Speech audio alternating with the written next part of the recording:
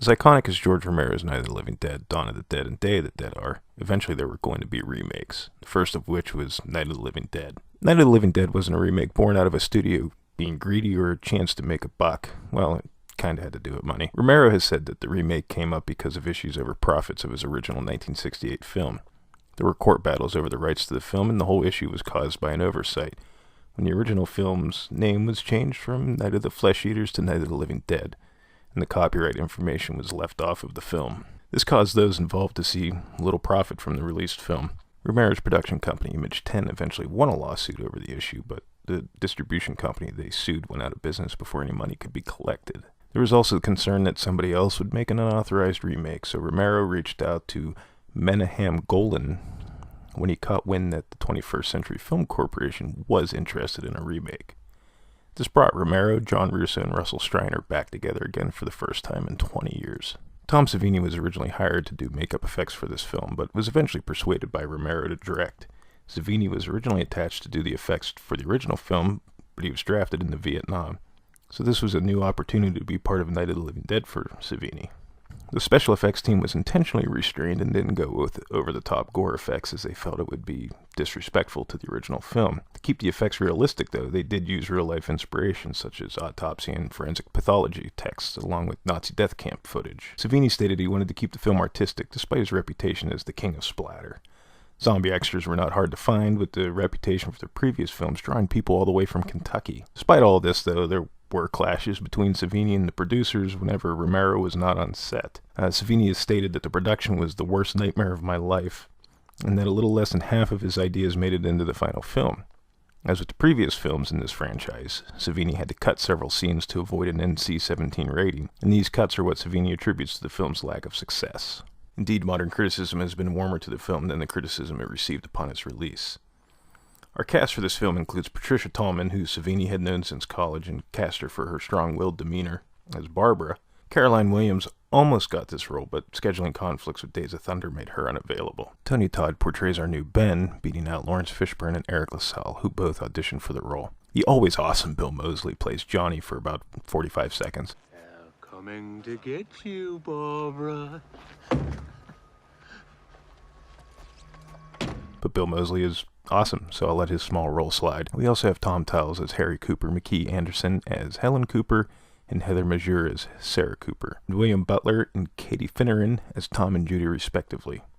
Russell Streiner, who played Johnny in the original film, does appear in this one as Sheriff McClelland. The plot is largely the same in the remake as it is in the original, so I'm not going to go into explicit detail. There's some small changes and a couple large changes. We open with Barbara and Johnny at the cemetery, for instance, but instead of visiting their father's grave, they're visiting their mother's grave. However, to subvert expectations, rather than initially being approached by a zombie, it's actually a drunk guy that approaches Barbara, only for the zombie to show up immediately afterwards and smash the head in on the Bill Moseley CPR dummy that was there, apparently. Barbara tries to escape in the car, but crashes, much like the original. She proceeds on foot to the farmhouse, again, subverting expectations. We get a full-fledged zombie in the farmhouse this time instead of just a corpse lying there. And Barbara doesn't appear to be as useless as she was in the original. As we continue to get introduced to our characters, we are presented with essentially the same divide between our survivors that was present in Romero's film. Tom Towles is an excellent Harry. He's a self-serving prick once again, but he's still played very believable. Events play out much the same with very little deviation. Having some more money to work with, the acting is great. There really isn't a weak performance among the primary cast. Well, maybe Katie Finneran is a bit over the top at times. You shot Mr. Magruder! Look at his back! You shot him! Once we get into the ending of the film, we see our biggest deviation from the original. After Ben returns to the house after the gas pump incident, Sarah Cooper, having died and now reanimated, makes her way upstairs after having attacked her mother. Harry has wrestled Barbara's guns away from her, and he attempts to shoot Ben and Barbara to protect his daughter. Both Ben and Harry end up getting shot and badly injured, and Barbara shoots Sarah. Harry escapes to the upstairs attic, while Ben escapes to the basement where he shoots Helen. Ben eventually goes into shock, and after seeing the key to the gas pump that they needed earlier, starts to laugh at the irony. Barbara leaves the house alone to find help, and eventually comes across a group of locals who are clearing the area of the reanimated dead. She awakens the next day to a bunch of rednecks playing with the undead, with the local media and town people all around the area. She returns to the farmhouse to find Ben, who has died and turned, and they stare at each other for a brief moment before a member of the posse with Barbara eventually shoots him. Harry, hearing the noise, comes down out of the attic and is shot by Barbara in a fit of anger. The film ends with Barbara telling the posse they have another one for the fire and Barbara watching the bodies being burned. Remakes are a tricky thing in film. Follow too closely to the source material, a la Psycho, or deviate too much like Rob Zombie did with Halloween, and you're stuck with a film that leaves you wondering why bother. There are some exceptions to the rule, though. David Cronenberg's remake of The Fly and John Carpenter's The Thing remake both deviate significantly from the original films, but both are regarded as excellent films. Whereas the Psycho remake is essentially a shot-for-shot remake of the original film, and most people feel like it's a waste to view it over the original. So where does 1990's Night of the Living Dead fall in all of this? Somewhere in the middle. It takes enough of the source material that it's not drastically different in tone and feeling, but changes just enough of the original film to keep it interesting in a way that Psycho did not. The biggest and most notable change is the character of Barbara. In the original film, she was a woman who was traumatized at the beginning of the film and slowly descended into depression and madness throughout the night. In this film, she's traumatized at the beginning of the film, but deals with it in this film by being a fighter, almost to the point of being unhinged. Is he dead? Is he dead? You're all saying this. Is he dead? Stop it! You're losing it, girl. You are losing it! You think so?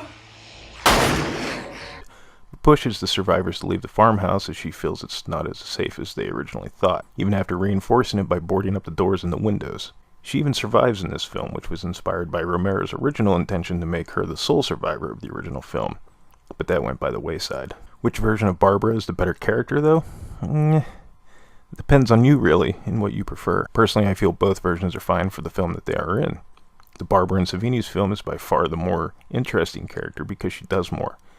The Barbara in Romero's film isn't necessarily a weaker character, she's just a character that reacts to the situation differently. Both films have their place, and when you view this remake of Night of the Living Dead, the one thing that is abundantly clear is that this is a remake that is made by people who hold the original film in a high regard. Granted, yes, most of the people involved in the production of this film were involved in the production of the original film, but I think the more fair take on this film is that it's almost more of a director's cut than a remake. I say give it a watch and see what you think, but I like it, and I recommend it. The next remake we're going to take a look at is 2004's remake of Dawn of the Dead. Producer Eric Newman had conceived plans to remake this film as he was a fan of the original film, and he offered Strike Entertainment's Mark Abraham to produce the remake with him, to which Abraham accepted. The two managed to secure the rights from Richard P. Rubenstein, who was the original film's producer. He claimed he agreed to grant the rights after several years because he was worried that somewhere along the way a studio would sanitize Newman's vision for producing a version with attitude. He was also impressed with Abraham's long track record in keeping creative integrity of the studio-distributed films he has produced intact. Newman and Abraham stated in interviews that this film was more of a re-envisioning of Romero's film, and that they were aiming towards a younger audience who may have not seen or been exposed to Romero's film. Newman also stated that the goal was to make old fans happy and make a lot of new fans, because that's the only reason we are doing it. He used remakes such as Invasion of the Body Snatchers, The Fly, and The Thing as examples of films that were some amazing updates that added to rather than diminished the original films. James Gunn was hired on to write, who began a draft but eventually left to work on Scooby-Doo 2 Monsters Unleashed, so Michael Tolkien and Scott Frank were brought in for rewriting. Rubenstein stated Tolkien further developed the characters while Frank added bigger and more upbeat action sequences. Commercial director Zack Snyder was chosen to direct the film, making this his feature film debut. So all of you DC Comics fans that hate the movies he's made for them, blame this movie for giving the world Zack Snyder. That's a discussion for another time, though. Snyder storyboarded the film extensively, which resulted in principal photography time that only lasted almost 3 months. The film was shot from June 9th to September 6th of 2003 in various parts of Toronto, Ontario, Canada. The fictional Crossroads Mall was filmed at the Thornhill Square Shopping Mall in Thornhill, Ontario. The search for the mall led production designers to search for a mall scheduled for demolition in Romania, Japan, and the UK before finding the Thornhill Mall. The mall was completely remodeled in 8 weeks. The remodel included having a water feature near the entrance, 14 individually designed stores, parking areas, and a warehouse area. Zack Snyder later said the stores had to be renamed because companies like Starbucks didn't want their names in the film. Roots and Panasonic being the only companies that agreed to let their names be used on the storefronts. Fictional businesses were made up, and some were even references to Romero's original film, with the stores Galen Ross, named after the actress that played Francine, and Woolie's Diner after the character Woolie. I'd like to talk about the plot, but there really isn't one. You have a zombie outbreak. The zombies run. We'll come back to that. Some people go to a mall. They clash with the 3 surviving security guards. Some more people show up. Ving Rhames becomes besties with the gun store owner that is across the parking lot. Some really stupid shit happens to make them leave the mall. Seriously, the whole reasoning behind leaving the mall feels forced. They basically leave because they send a dog with supplies to Andy at the gun store. A zombie gets in, bites Andy, and some chick whose name I can't be bothered to remember goes to get the dog and is trapped. So Marcellus Wallace, the dude from Jason X, and the security guard, who is a dick but is probably the most personality of all the characters in the movie, go to get her. When they get back to the mall, the zombies get in, so they have to leave. The guards could have revolted later in the film, or hell, reused the concept of the bikers attacking the mall. Something, anything. This reason is just... it just feels too contrived.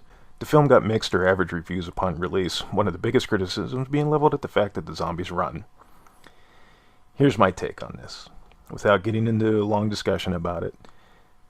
Freshly turned dead, I don't have a problem with them being a little spry.